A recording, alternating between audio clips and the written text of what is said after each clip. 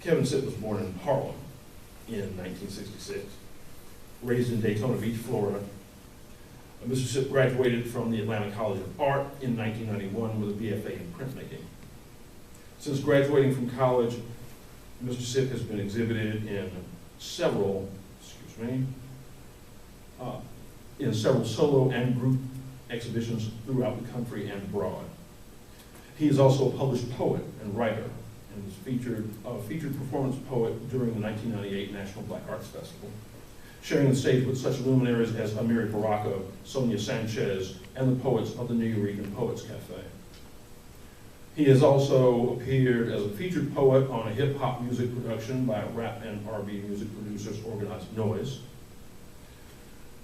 Mr. Sitt has been an artist in residence at Caversham Printmaking Press in Balgowan, South Africa, at Brandeis University, and Babson College in Boston, and other art and educational institutions. Mr. Sitt has also worked as a set designer for Balletnik Dance Company, and rap, video, prop designer, and set designer for movies. Kevin Sitt is the former curator at Hammond's House Museum and Resource Center for African American Art, where he spent 16 years after being chosen for an artist in residence program at the museum in 1995. In addition to his curatorial career, Kevin Sitt has worked as a guest lecturer on various topics of the African diaspora. And I would like to invite you all to join me now in welcoming Kevin Sitt.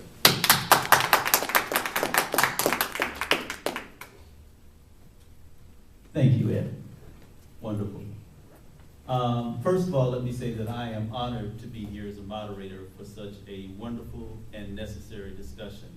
And what we're here to talk about is genres where African Americans and people of color in general have been on the margins, so to speak, but have always been inherent in the movement itself, and that is the movements of steampunk and diesel punk. But before we get into that, I'm going to introduce the gentlemen on the panel, and I'm going to let them tell you about themselves, and from there we'll get right into the discussion. So first of all, I will have Balagun. Hello, my name is,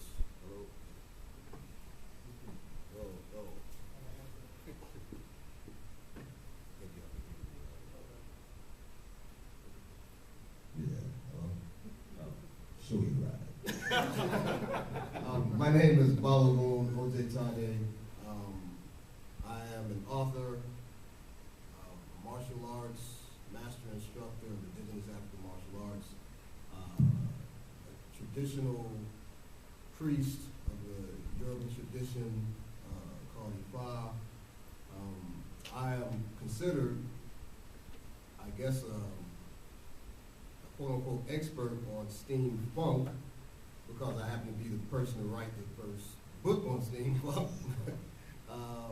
Whatever that, will give me. But I'm also what's called a steampunk as well, which means I am a supporter of, practitioner of the aesthetic and the movement, part of the community of steampunk. That's Milton. Hello, my name is Milton Davis. I am owner and publisher of MU Media.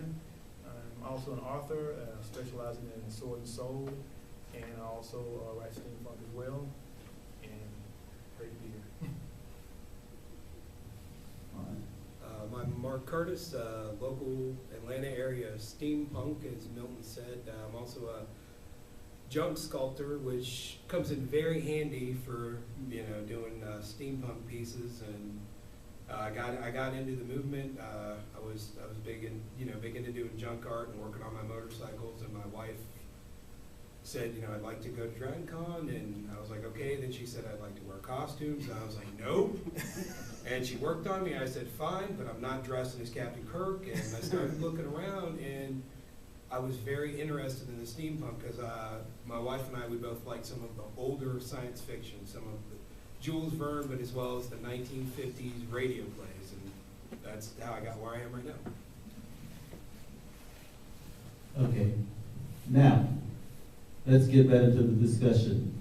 The title for the lecture is Retro-Futuristic Worlds of Steam and Diesel Funk, the Speculative Re-Engineering of African Histories and Heroes. Now, we started talking about steampunk, but the derivative, and I hate using the term derivative of that steampunk and diesel funk, why did we have to come up with that term to differentiate from the steampunk movement? And I'll ask that of Balaam first. Well, a little bit about how the term came about was, it's been around for a while. There's two gentlemen. There's one, his name is Montague Jacques Fromage, who does steampunk funk.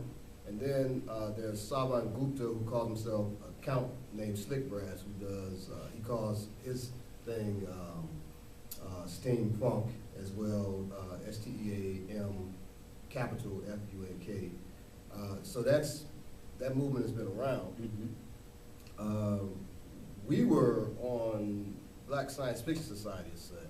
It's a website where some authors and fans of Black science fiction get together. And a bunch of writers were talking about, we wanted to do these stories. I had already done the book, Moses the Chronicles of Harriet Tubman. And at the time, it was just steampunk from a black perspective is what, But I think it was Maurice Broaddus.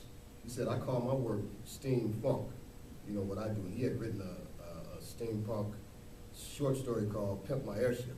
And he said, I call what I do steampunk. So he said, hey, that's it. We'll call it steampunk. And from there, I said, well, I'm going to make it my mission that steampunk is known worldwide. So I began to blog on it. My blog originally was just on martial arts, and I think maybe 2 people saw it. I wasn't pushing it, which gave me the opportunity to take that same page. I paid for it to be a website, and then I started writing about steampunk and steampunk. And it grew from there. And it grew from there, and it's necessary because our stories weren't being told. It was like in steampunk, black people didn't exist. And even you would hear a lot about Nikola Tesla, who was a genius. And you would hear about Edison, who was a genius and a shark. But you wouldn't hear anything about George Washington Carver, who created even more than Nikola Tesla did. Yes. And who has contributed more to world society as far as his inventions are concerned. Who doesn't eat PB&J? And that's thanks to George Washington Carver and a lot more.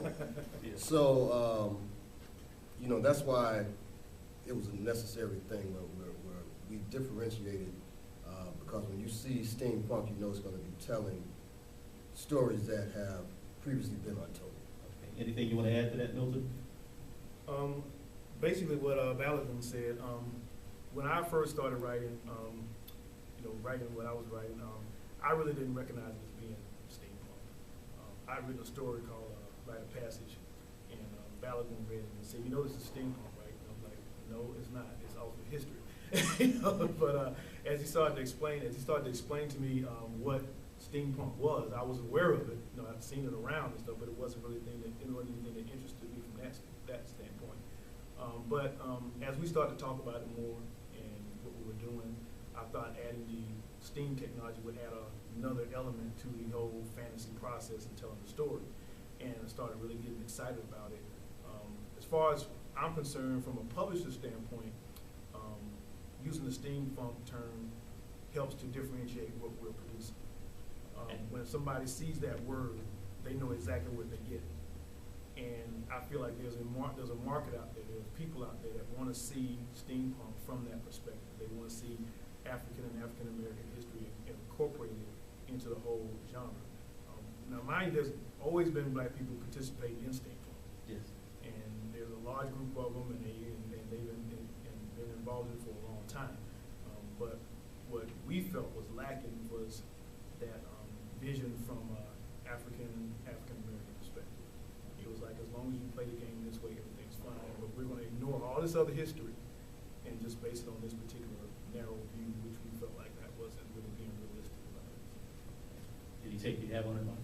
Yeah, and I came to steampunk itself as the actual movement through Milton and Balagoon, through, you know, my wife and I were on the board for NacroCon, which is a local steampunk convention, and I had only heard the term steampunk used by Montague Jacques Fromage, who B mentioned just a few minutes ago. And you know, he's a Caucasian gentleman. He's got like a braided wig. He's a good guy, but it wasn't a black thing to me. And then when Austin Serkin said, "Well, there's a guy named Balagoon coming this year. I want you to check his site out." He sent me a message. And I looked and I was like, well, it's not just me and the 10 other black people that I knew, you know, from NacroCon that were doing steampunk. And I had already done the John Henry getup, which there's a picture of me in the Steampunk Bible.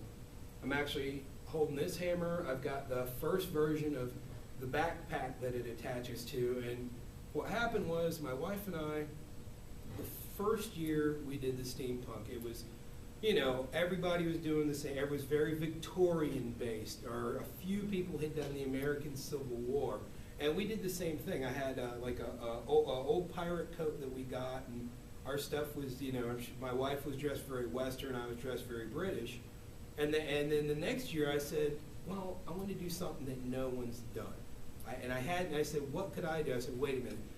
No one's done John Henry, and what if John Henry didn't beat the steam hammer? What if he used it? And that's how I came up with the idea. There's also with this costume, I wear an apron, and I've got it painted at BL Breezy, and there's a glove that just for, you know, a goof. It's like it hooks into the backpack as well, like it's an art glove. Like the idea was John Henry would touch the rock and then hit it with a hammer, and it would explode. He could, you know, he'd have beat the steam train in minutes with that. You know, and I did that because he's my sixth cousin, William. He runs the NacroCon. He does an incredible Teddy Roosevelt. I mean, he looks like the guy, and he steampunked him out.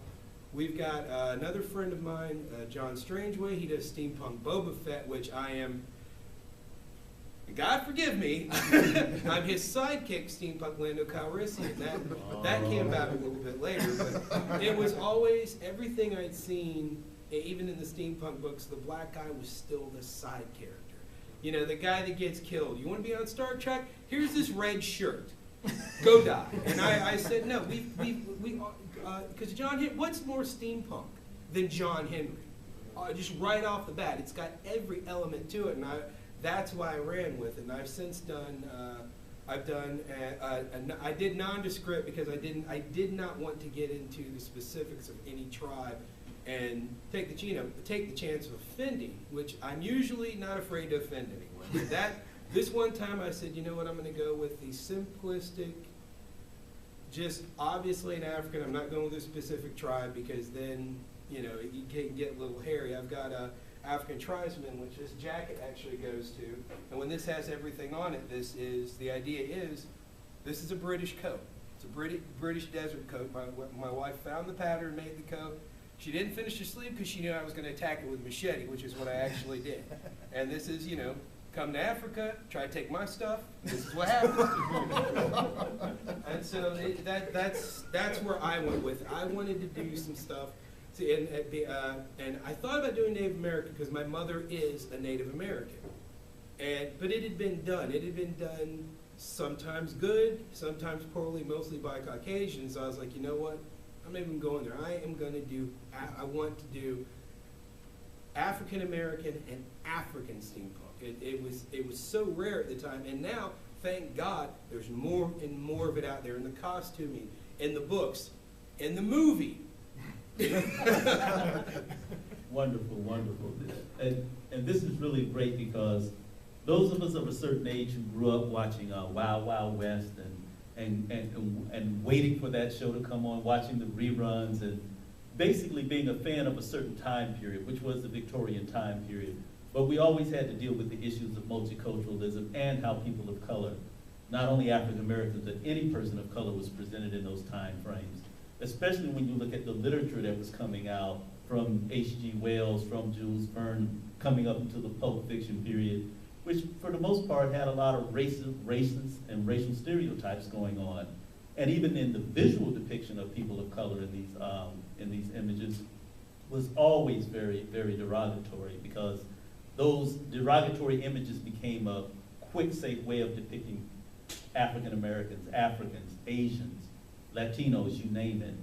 The issue of multiculturalism in the steampunk movement needing this response through steampunk, how do you see it going? Because do you see the steampunk movement as being more and more inclusive, more and more diverse because of it, or do you still see some problems with that?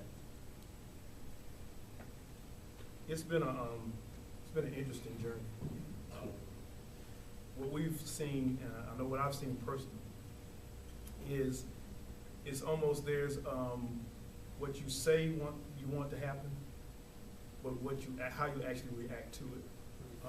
We hear a lot of argument and a lot of discussion these days in steampunk about people wanting to see more multiculturalism and wanting to see more inclusiveness. But when it actually happens, the reactions haven't been as, I guess, forthcoming as the conversation has been. We've actually had situations where people have asked us, why do we have to have steampunk? Why do, some people have actually looked at it as possibly being divisive. Almost like we were all getting along, playing, and all of a sudden you guys come and you start talking steampunk stuff, and now everybody's, that kind of thing. Reverse racism. Exactly, But I think it's a matter of, most of those arguments come from people who really don't understand, the direction that we're coming from and the reason that it has to be that way. It's almost like we can all play nice as long as you play my way. And as long as I don't have to change my mindset on how things should be. But whenever you bring another perspective in, change is painful, and people don't really want to change. You just brought the nutshell of American democracy up to that. and Mark, you did such a wonderful job of eloquently basically stating the question I just asked. You did a good job of covering that in your answer. But when you look at American democracy and the painful road that it has gone through, and as you said, the whole idea, they say on paper that they want something, but when it comes to the actual practice of that thing they say they want, it becomes problematic because they have to take into account other people's spiritual perspectives, other people's mythic perspectives, other people's cultural perspectives, and they can't be the only ones playing in the candy store with African cosmology, with Asian cosmology, with shamanistic cosmology. When you bring it forth, suddenly it's a little too frightening. I think if we were doing it badly, Yes. we wouldn't be having these discussions. But the problem is, I'm being honest, but I think the problem is that since we're actually working with talented people who are telling good stories and are doing a good job at incorporating the histories and the cultures into it, and people are paying attention to it, I think that's when it starts to become problematic, because that's when people have to actually seriously consider it and seriously think about it, and that's when you start seeing all the dust fly and everything like that. But overall, I think we've drawn people to the genre who normally would not have paid attention to it if it wasn't for the fact that we were bringing something to it that they could relate to. And that's what I would say. I mean, I'm sure many people have had the dream, but once they actually see someone like Mark doing it, they say, oh, I've always wanted to do this. I now see that I'm not the only person who has this vision, who has this dream, who has this perspective, who wants to be a part of the party, but I want to bring my own cultural perspective to it. And what is the importance? We talked about it a little bit, but what is the full importance of steampunk in relation to African spirituality, in relation to Black people's self-esteem, freedom dreams, as I would put it? Balagu? Well, the one thing we've been lacking has been heroes. When I was in high school during Black History Month, we would get Martin Luther King, we get a smidgen of Harriet Tubman, maybe somebody would whisper about Malcolm X. And as someone always into science fiction and fantasy, I say, wow, where are the big heroes that, as a teenager, I understood who King and Malcolm and definitely who Harriet was. That's one of my idols. However, I didn't see these bigger than life heroes that they have. Even their political heroes, you know, who was it? George Washington never told a lie, right? You know, Honest Abe, and they, you know, everybody was bigger than life. And a story was read to us where Abraham Lincoln wrestled a bear. I know, you know. And in plays, we do plays throughout the year, except Black History Month, then we might get a black play. But I remember doing a play where I was Abraham Lincoln, because Abraham Lincoln was tall and thin, and I was a tall and thin boy in elementary school. And, you know, I was like, well, can I play somebody, you know, black? And you know, what about the black people during the time of Lincoln? And even, you know, someone said to me, you're messing with our heroes, Balagoon. You take Harriet and you make her, you give her these superpowers, and then Russell Simmons brings out something, you know, the Harriet Tubman sex tape, some garbage like that. So we see when it's necessary. And then when that happened, then people started asking me, well, what do you think? What do you think about him doing it? What do I think? It's garbage. If it was any woman, but Harriet, if it was any woman, it would be garbage. But Harriet Tubman, you know, you do a sex tape with Harriet Tubman, really I wanted to take Russell Simmons and whoop his behind, you know. And people are getting threatened and by what we're doing. Just recently, you know, to piggyback off of what Milton said, someone wrote an article, Diversity in Diesel Punk. And now a gentleman attacked diesel punk and steampunk as racist. And he just came at it and, you know, F that, and I mean, it was real. The gentleman that responded wasn't so much upset about that. He was upset at Milton and I for talking about steampunk. Just that word alone, that funk. Oh, he says here, let me quote him, because he says about funk, by even using the word funk alone, that excludes white people and it just says only blacks are allowed. He says, what upsets me the most about this, though, is the emergence of steampunk and diesel funk. To me, this goes back to so many other aspects of society and culture that I won't even begin to reference.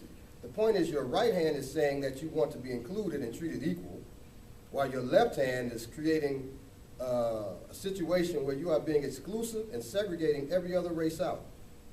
Diesel punk is in no way racist, exclusive, or prejudiced against any group of people, except perhaps those Nazis, those who support Nazis, because diesel punk is high on fascism. We don't really want to have anything to do with them. Diesel funk, though, by the very name of it, diesel funk, though, by the very name of it, you're basically saying this can only be black people. Why would you create something that excludes you from the rest of society? Why make a subset of a culture exclusive to your own race instead of just joining into what's already established? No one is excluding you. You clearly just don't want to be involved. This is why I can't stand it when people say, I don't support this because it's racist. We want to be treated the same, etc. And then you go out and support something that is racist, just racist in your favor, that excludes you from being treated as the same since you are separating yourself from the rest of the races in the world. Thoroughly enjoyed that. Now, we all can sit here and dismantle every aspect of that aspect, but that's another whole panel. But we can speak on some of that, because I wanted to definitely talk about how interesting it is in light of the current political world we're in with the Tea Party, which that's like a Tea Party diesel punk essay right there. I find it interesting how, first of all, assuming that no white folks love funk. And to assume that if one is being basically promoting one's cultural heritage, a la, let's say, a holiday like St. Patrick's Day, which is an Irish holiday that everybody loves, but is basically an Irish holiday. When you look at most of the things we celebrate in this culture, they often start out coming from an inclusive or a separate ethnic group who then is integrated into larger society, and everybody loves what they're doing and says, we will celebrate this as a whole. The reason I bring this up is because I love how you read that essay. Let's look at something like New Orleans Mardi Gras. A perfect example of countering this essay. Now, when most people look at Mardi Gras and Carnival, they usually trace it back to its Roman roots. But nobody ever asked where did the Romans get it from. And the Romans got it from an Egyptian Sudanese celebration from 10,000 BC, which took place at the end of the 360-day calendar. When they decided to add 5 days to the calendar, they said, we're going to call those 5 days the time outside of time, where the gods emerge and dance on earth. So we start this, and it was a group catharsis where everybody came to celebrate and release their funk for the year. And the Romans pick up on that. And then the Catholic Church picks up on that. And suddenly this ethnically rooted celebration in Africa becomes a global phenomenon that everybody can celebrate. I bring up New Orleans because, of course, there's a racist history to how Mardi Gras was performed in New Orleans. You had the blacks, you had the white Mardi Gras. And you had some distinctively beautiful costumes coming from the black Mardi Gras and the Mardi Gras Indians and the African traditions being kept alive. And then you had the Roman and Greeks and the white side of the Mardi Gras. But eventually you basically had one celebration rooted in an African context that became global. So for him to assume that just because you call it diesel funk or steam funk excludes other people from enjoying the genre is, of course, I believe, ridiculous. But that's the battle you constantly have to fight. And where do you see the battle going? Because I look at that essay and I say, that won't be out there long, because just the beauty and quality of your work will defeat this kind of mindset. So where do you see it going? And the reason I bring it up is you said we need our heroes. Rites of passage is important to a lot of your work. And heroes and sheroes are definite parts of rites of passage. So where do you see it going culturally, the whole steampunk, diesel funk movement? Anyone? Well, I think you. Well, personally, just this speaking on a local level, personally, just in the Atlanta area, what I've seen being involved with, it's Anacron, it's the largest steampunk alternate history con in the Southeast. So, on a regular basis, I am dealing with the steampunk subculture, and there's a lot of interest in steampunk from the steampunks. Or it's not the oh, what is it? Oh, it's just a black thing. It's what are you guys doing now? What are you working on? When Milton B asked me to play a part in Rite of Passage, I was like, oh yeah, definitely, I'm doing it. I called my wife, freaking out, very happy. When I was telling my friends who were steampunks, they were like, go do it. And this is except for a few, this is a predominantly white group, and they're all very interested in it. And there were questions like, well, are they doing it this way? Did they need somebody to do so and so? And I was like, guys, I'm just playing a part. I'm not even sure yet where the production's going. And it was some genuine interest. There was no hostility, no anything. But this is all. But having said that, the Atlanta scene has always been very, very inclusive from the get-go. Every once in a while, somebody will come in and pull some junk, for lack of a better term, and it is usually very quickly dealt with within the community. I have seen someone basically blacklisted, not by consensus. There was no vote. Word got around. So and so did A. Well, did they really do it? Yes. Well,